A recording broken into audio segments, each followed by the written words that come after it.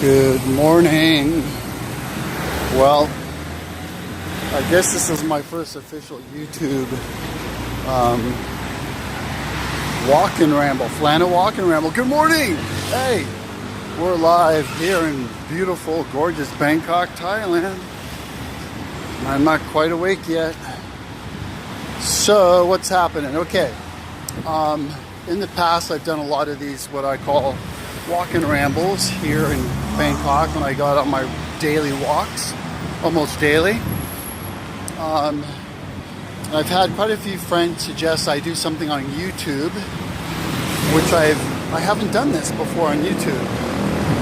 And I think it's kind of an interesting phenomenon because I know there's tons of channels and people out there talking about all sorts of stuff. And I got all sorts of stuff to talk about too. Absolutely all sorts of stuff to talk about besides getting hit by buses.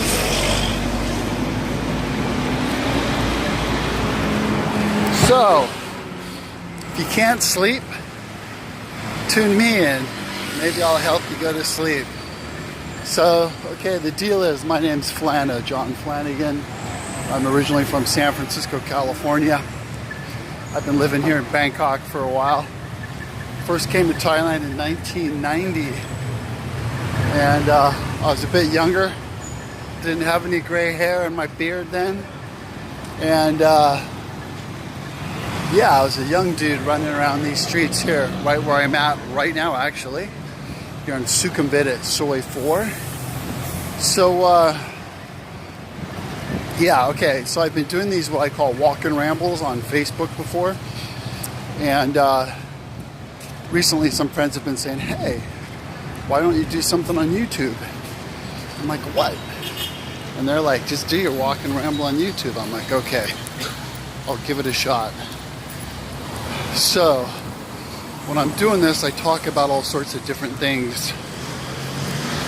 One thing that's definitely hit my agenda more recently in life is the whole conspiracy theories. The thing that I find very fascinating is when you say the word conspiracy theory or something like that, that the general response is, oh, he's crazy, oh, that's crazy. Well, first of all, I would bet 99.9% of the people don't even know where the phrase conspiracy theory came from. I bet you don't. So I'll get into Bangkok in a while. I just want to get this out of the way. And so, yeah, we're here. Wonderful streets and traffic. I'll be walking through some major historical tourist areas here pretty soon.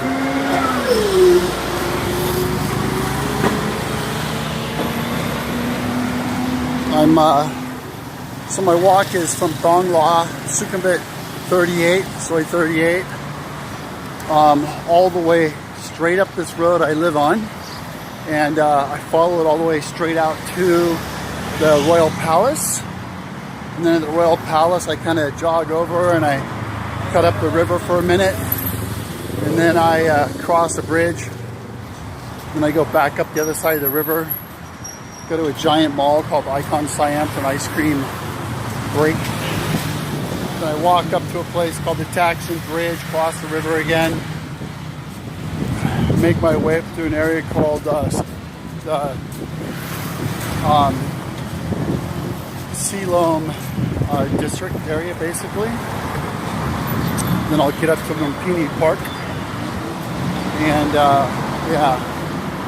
So now I guess I understand why somebody kept saying I should get a selfie stick. I said I'll never ever own a selfie stick because my arm's long enough. I guess in this application it might be a bit of help. Anyway, so yeah, so that's my walk. So back to the whole thing on conspiracy theory. So the phrase, the term, where it originated from, conspiracy theory. Do you know? I don't think so.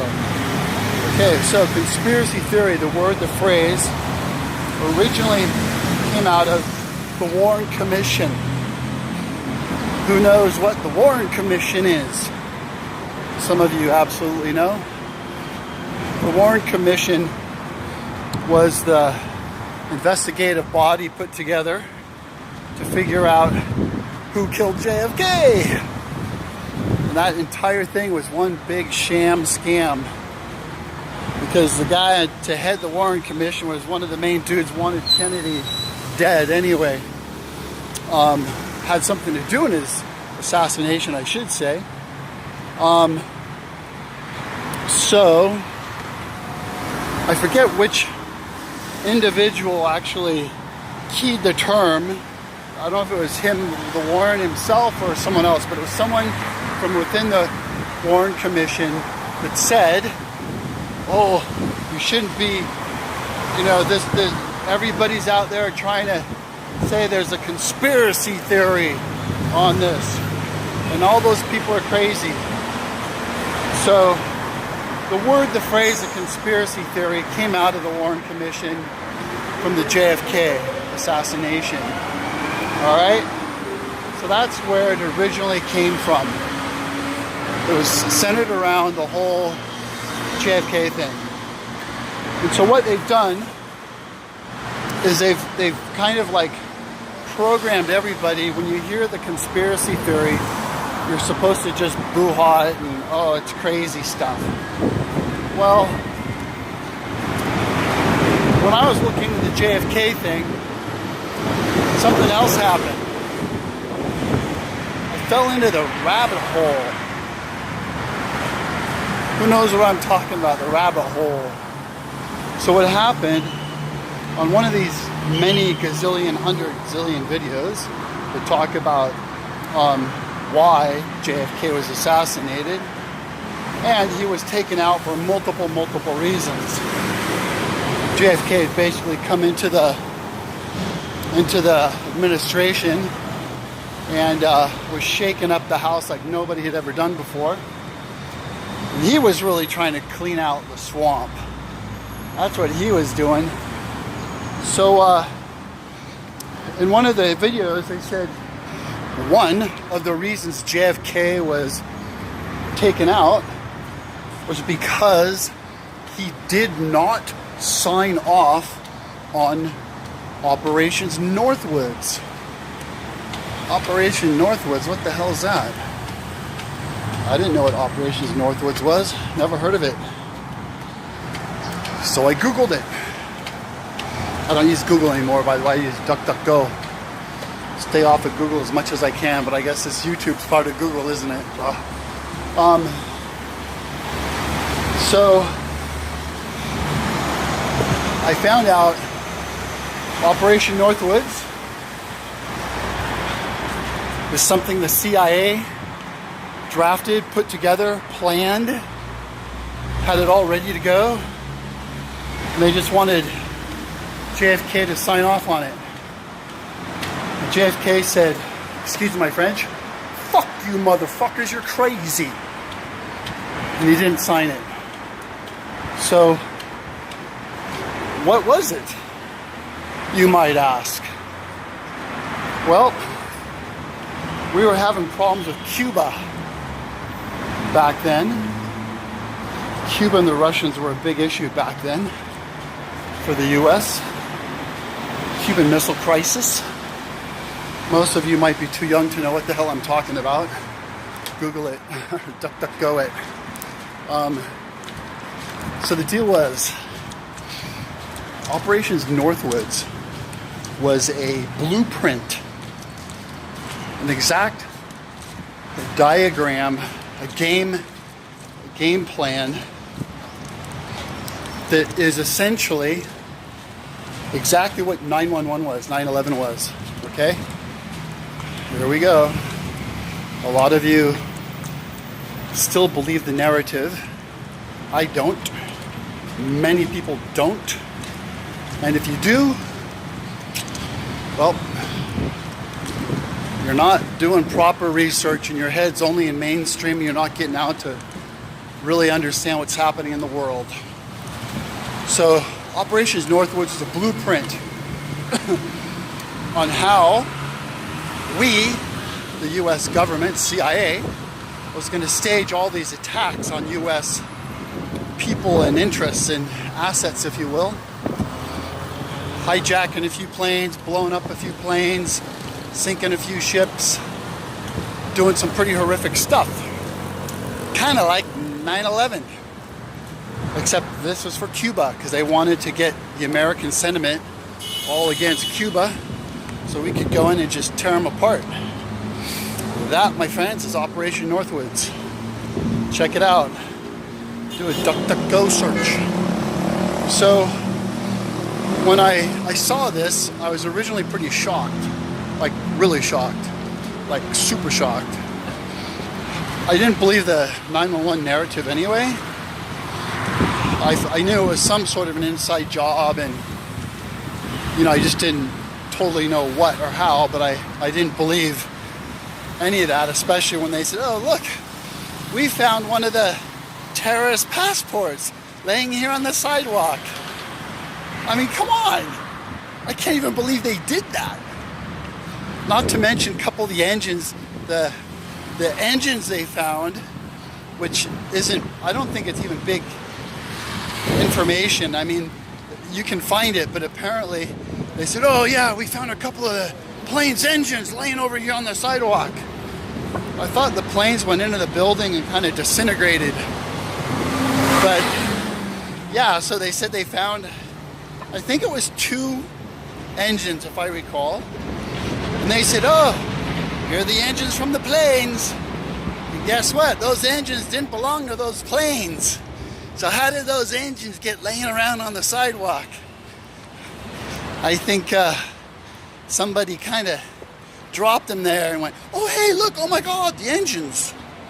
So anyway, I won't waste more time on that, but the bottom line was I fell into this whole rabbit hole through the Operations Northwoods. And something else clicked in my head shortly thereafter. I said, what else is crazy that I can look at? What else looks crazy that's getting like 100 million hits, And this is like a huge, really, really huge kind of awakening, eye-opening thing. I saw this HAARP thing, HAARP. And the minute I saw it, it started like ringing, hitting bells and familiar stuff. Like HAARP, I think I've heard of that. And so I clicked on the HAARP thing, and what I found out is that HAARP is essentially an ionosphere heater. A heater for the ionosphere. What do you mean a heater? Well, this is why I know so much about it that I didn't realize I knew initially. I lived on Norfolk Island in between Australia and New Zealand, 68, 69, 70. I was a little kid, had no clue what was going on, but flying from Frankfurt, Germany to Norfolk Island in a C-130 cargo craft as a civilian with all this gear, something wasn't normal. So, bless my father, he's passed on a long time ago. I was adopted. This is the family that adopted me. And he was out of Stanford. He's like a handful of guys. They were part of this kind of in the day, this real high-tech radio engineer guys. And what they were doing, essentially, is they were studying the ionosphere above Moscow and other things. So basically my father and his crew, and originally the first company name that I can remember was Berry Research. Then it went to BR Communications, Silicon Valley company. But back before they were even a proper company, they were just research guys out of Stanford. So my father had never really, my whole family were antisocial, shy, introvert, quiet people. and my father never really talked about much. They were good, I shouldn't say, well, they were church people, very involved in the church. And my father was a radio engineer. Like, so he belonged to this group of special, kind of like ninja radio engineer guys. We traveled the world for a couple of years doing all this like setup research stuff. And then we ended up on Norfolk Island for just over 2 years from what I understand. I had my kindergarten year there. Learned how to play rugby by running the wrong way and scoring for the other team. That was a lot of skill. So yeah, my father was involved in creating the foundation for the HARP program. He and his crew, they were the guys doing the initial groundwork for the HARP program. So when I started putting this together, because I was realizing the stuff that was my father had told me when I was a kid, or the little bit of things he had told me. And the last real conversation I had with him, it wasn't specifically about HARP. It was just like, you know, what the hell were we doing on Norfolk Island? And I had, you know, questioned him off and on over the years. I was in my 30s when I had this conversation. I'm a little older now. And he just talked about, you know, experimenting with the ionosphere, sending radio communications around the world. So this I remember vividly. This company created a product called the Time Diversity Unit. I swear that's what it was called. Time Diversity Unit. And what this thing did, it was a military application. He claimed it bypassed using satellites for communication. It's military stuff. What you would do is, let's say I want to ramble with my best friend Gina in LA or something, right? So what I do is I hop on this thing and I say, yo, Gina, hey honey, what's happening? How's the family? How's the kids? How the dogs? What's happening? This unit is going to take the message, it's going to fire it up into the ionosphere 7 different times on 7 different frequencies. Okay?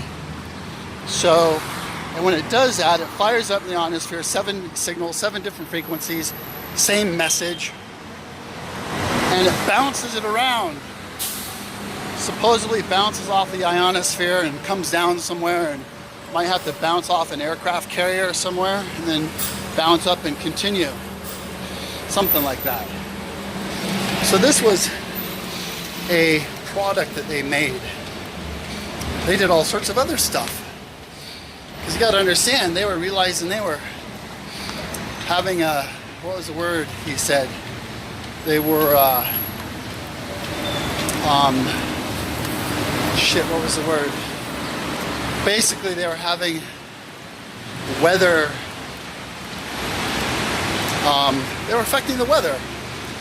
They're firing these big, high-powered radio bursts up into the ionosphere, and it's ultimately tweaking weather patterns. Keep in mind, weather modification has been happening before that. Cloud seeding's been happening forever. This took it to a new level. So, it's funny how today people talk about HARP and they think it's a conspiracy. Well, goes to show you folks, HARP is a very, very real thing. And it really, really does tweak with the weather. It's exactly what they do with it. I don't even know if they use it for communications anymore, but it's definitely a weather tweaker.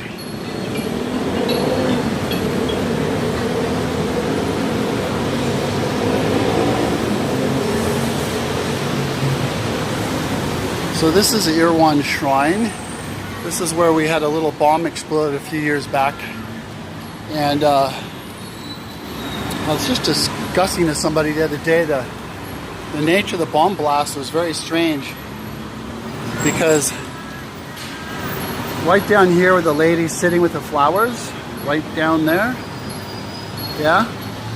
The dude with the little bomb in his backpack was sitting basically right behind her inside there, about that spot. He had a backpack, he left it there, he split, and the backpack blew up, making a blast area this way. And the blast went out here, and that sign, that rolling sign over there, the rolling billboard thing, that exploded from a blast from here. There's our sky train. How cool is that?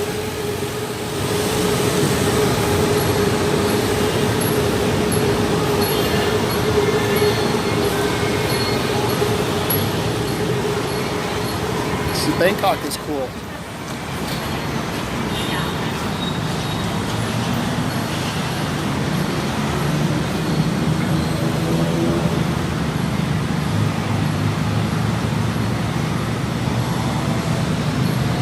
We got the motorcycle show this weekend. See those little guys zipping around over there? Maybe I gotta stop in and see what's happening there. I wasn't gonna stop there until my way back later, but looks like there's events happening all day there. And yes, I'm a motorcycle guy. I love motorcycles. Totally love motorcycles. Been on them my entire life. I'll ramble more about motorcycles later. So yeah, so my father was basically, his company is one of these like black budget companies, totally under the radar, super low profile, small company. I mean, it was like one big giant building, and you know, it wasn't, I can't even imagine how many employees, but they did some very specialized work, and he did this pretty much forever. I don't remember his age exactly when he retired and everything, but my whole life he'd go to work and come home. And that was back in the days when Dad would go to work and come back and pay for the house and the motorcycles and school and all that stuff. So those were the days.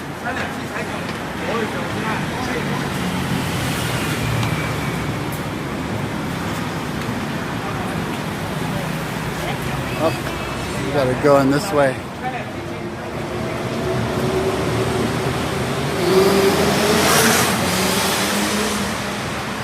So we're at a place called Central World right now. This is one of many, many Bangkok monster malls here. We'll see what's happening.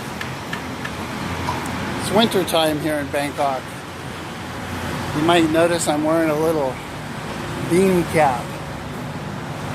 It's actually, I got a few of these things. You know how people used to wear sweatbands? Well, this is my sweatband. It keeps all the sweat from dripping down into my eyes when I'm out walking. Okay, so here we go. I hear little engines zipping around. Yeah, so my father was part of what you could call the conspiracy stuff. But again, it's not conspiracy. It's real stuff that was going on. And, okay, here, check this out, guys. Check this out.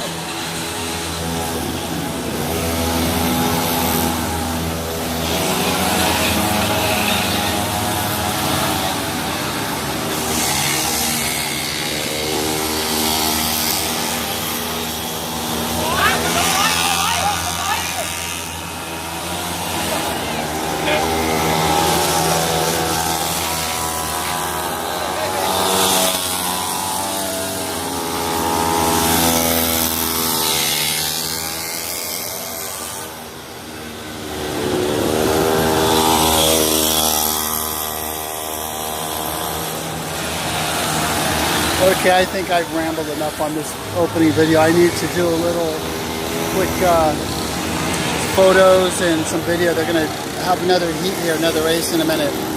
So I need to do some separate videos and photos on that. So I know that this is probably, some of my rambles boring, maybe, I don't know. Some of it might be interesting. But I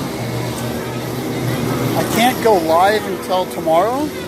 I just like tried doing it this morning, and maybe I'll do one more walk and ramble when I get out near the Grand Palace and everything on the river. But if anybody is watching, thanks for tuning in, and I really appreciate it. And we'll walk and ramble some more later, and thanks for joining me here in Bangkok. Have a good one. Bye-bye.